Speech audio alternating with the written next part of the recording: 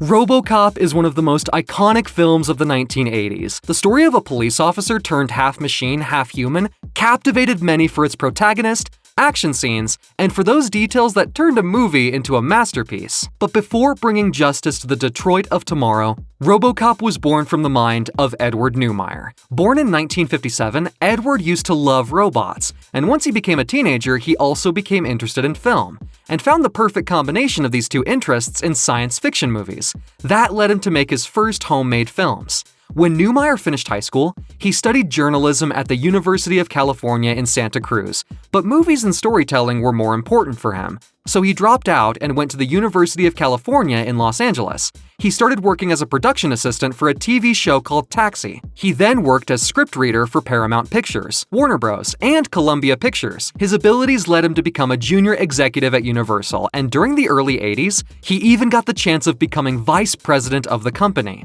However, he rejected that position and focused on his filmmaking career with one big project in mind: RoboCop. The idea came up while Neumeier was working for Warner. He got the chance to visit the set of Blade Runner and became fascinated with the production design and the concept of artificial intelligence exploring their own humanity. That existential question made him think about what would happen to a man that turned into a machine without losing his human feelings. Neumeier had other influences, like American westerns and Dirty Harry, which was one of his favorite films of all time. The myth of Frankenstein and the story of Jesus also crossed his mind during development, but his most important influence was his own work environment. The world of big corporations, full of arrogant and corrupt executives. RoboCop would be the perfect opportunity to satirize a dystopian corporate universe. Neumeier didn't miss a chance to also parody the political and social situation of the United States in the 80s, with President Ronald Reagan as its main figure. Uncontrolled capitalism, delinquency, and police brutality were all present in the script, but without becoming too preachy. Neumeier was clear that the main purpose of the film was to entertain audiences. To better shape his ideas, Neumeier called Michael Miner, a director of photography who wanted to become a screenwriter and director.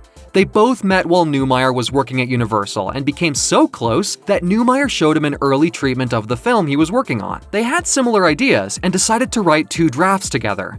The original plan was for Miner to write and direct, but that didn't end up happening. While looking for inspiration, Neumeier and Miner found a lot of ideas in comic books. They analyzed Marvel comics and were drawn to the psychological complexity of superheroes like Iron Man, Hulk, and especially Rom, a space knight which is often referenced during the film. Another source of inspiration was Judge Dredd, a futuristic and violent vigilante from the British publishing house 2000 AD. Once the script was done, Neumeier and Miner went to Jonathan Kaplan, a director who started his career at Roger Corman's low-budget production company. Kaplan got really excited and brought with him another of Corman's crew members, producer John Davison. Back then, Davison had a great relationship with Orion Pictures, one of the most iconic production companies of the 1980s. However, the project came to a sudden halt when Kaplan was hired by 20th Century Fox to direct Project X, starring Matthew Broderick. It was essential for Neumeier and Miner to find a new director. Orion Pictures contacted David Cronenberg, but he wasn't interested.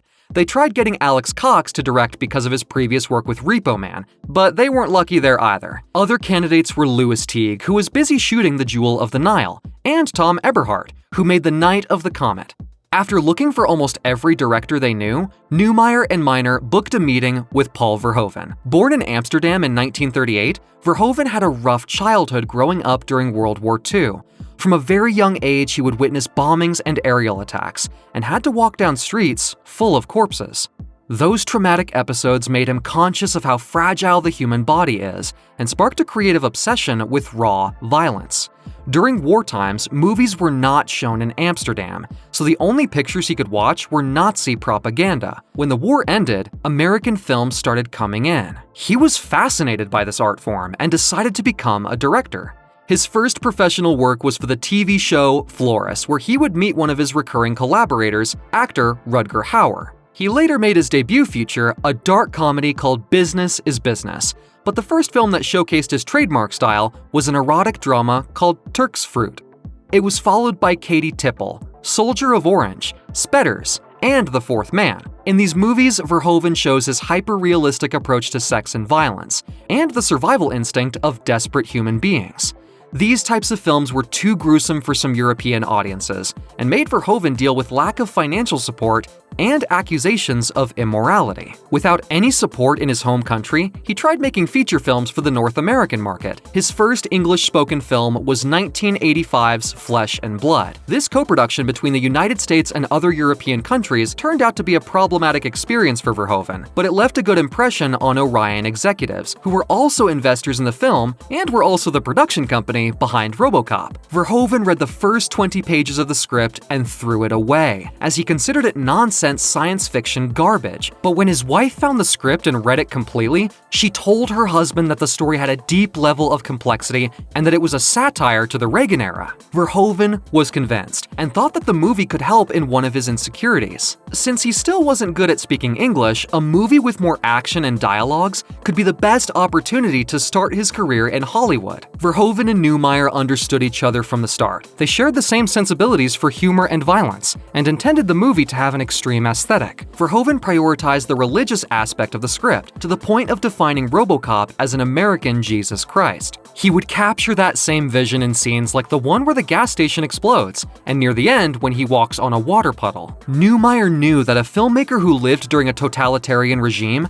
could bring a lot to the plot. One of Verhoeven's ideas for the look of the city was to add fake advertisements and news fragments, all of them with a very fascist undertone very similar to the Nazi propaganda he was forced to watch as a child. Verhoeven was able to work once again with some of his usual collaborators, such as director of photography Jost Vacano and musician Basil Polidoris. After finding a director, the next step was finding the actor for the role of Alex Murphy. Orion had a lot of success distributing the first Terminator movie, and thought of Arnold Schwarzenegger for the role, but this idea was scrapped, mainly due to Schwarzenegger's giant muscles, which would be hard to fit into the RoboCop suit. Production then considered Keith Carradine, Armand Assante, and Michael Ironside. Rutger Hauer was also suggested by Verhoeven, but the whole team finally agreed on Peter Weller. Although he had some acting experience like his role in the cult classic The Adventures of Buckaroo Banzai Across the Eighth Dimension, he still wasn't a huge star. Nevertheless, he was ready to take the big step and became very excited when he found out that Paul Verhoeven would direct him. Weller saw all of Verhoeven's first films and knew that the director would turn RoboCop into something more than just another action blockbuster. Verhoeven found in Weller enough versatility to be tough and vulnerable at the same time, and also loved the actor's chin, which would be the only visible part of Weller's face while using the suit. Weller's incorporation to the project wasn't so simple though. Originally, Verhoeven asked him to audition,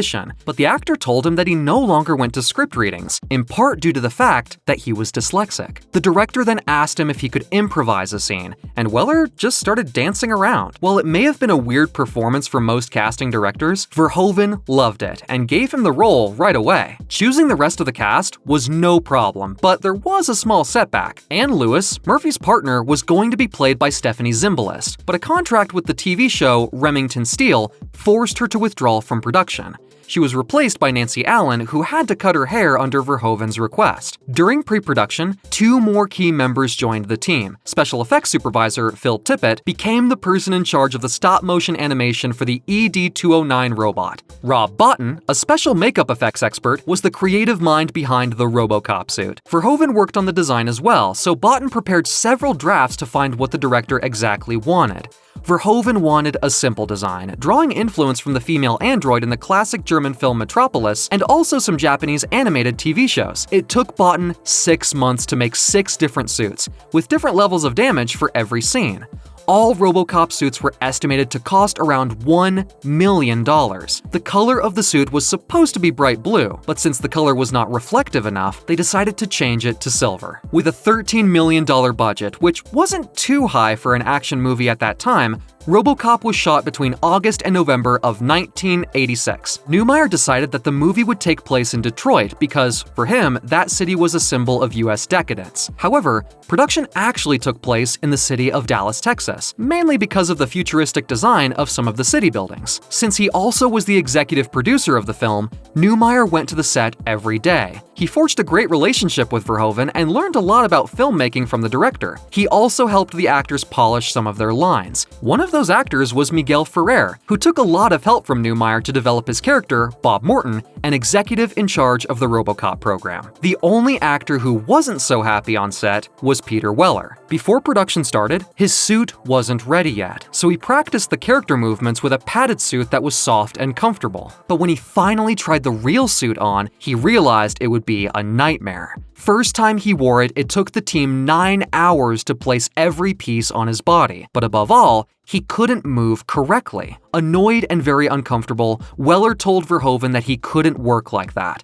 Davison considered getting the actor fired, but since the suit was designed exactly to fit his body shape, it was impossible to let him go. Considering how forced the movements would look on camera, Verhoeven halted production for 3 days to find a solution. Weller contacted Israeli mime and choreographer Moni Yakum, who teaches him how to walk in a very slow and imposing manner. But that was not the only problem with Weller's suit. The actor lost 3 pounds each day due to dehydration, as he endured 100 degrees inside of that suit. Todd Trotter, the actor's personal assistant, managed to get electric fans inside the armor. During some of Weller's close-ups, the team connected an air conditioning system to the suit. As production went on, the makeup crew was able to reduce their process to 2 hours instead of 9, which was also a relief. RoboCop's helmet was the only part of the suit that didn't give Weller any trouble, since it fitted perfectly over a cap that simulated the character's baldness. Production kept on going without any inconveniences, except during the last days. The crew ran out of budget before making the scene where Murphy is shot by the villains. Verhoeven and Davison explained to Orion executives that shooting that scene was key for the film to become successful. Their persistence paid off, and they got the money to make the scene in January 1987. Verhoeven didn't leave any details to chance, even when it came to the final credits. Under Orion's copyright disclaimer, he added, "Its unauthorized duplication, distribution, or exhibition may result in civil liability and criminal prosecution by enforcement droids." Once the film was ready, production had trouble getting a pass by the Motion Picture Association of America. Due to its excessive levels of violence, RoboCop got an initial X rating by the MPAA. As Orion was looking to distribute the film to a wider audience, Verhoeven had to re-edit the film over 10 times.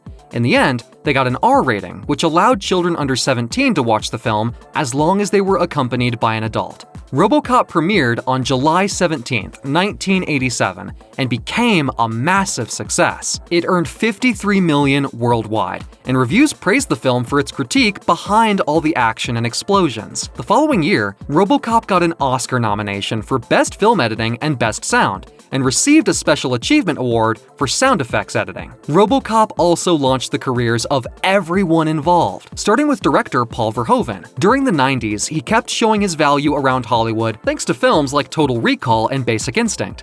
Verhoeven, Neumeier, and several crew members would team up again for Starship Troopers, which would later become a cult classic. Due to the success behind RoboCop, the character and his universe were expanded in many ways. In 1990, RoboCop 2 was released without Verhoeven involved, but with the same main cast. 3 years later, RoboCop 3 came out, but the main character was played by Robert John Burke. RoboCop launched a whole array of TV shows, animated series, video games, comics, merchandise, and even remakes. In 2014, Brazilian director Jose Padilha and the original writers took the basic elements of the first RoboCop film and created a whole new story. Joel Kinnaman portrayed Murphy and his metallic version. However, this movie couldn't avoid comparisons with the original from 1987. The character of RoboCop has a lot of different influences, but in the end, he became a unique figure. It benefited from great talents behind the scenes who also had the liberty to create a product as entertaining as it was rebellious. Without a doubt, RoboCop is a very good example on how action and science fiction can become a great metaphor to question current political events, religion,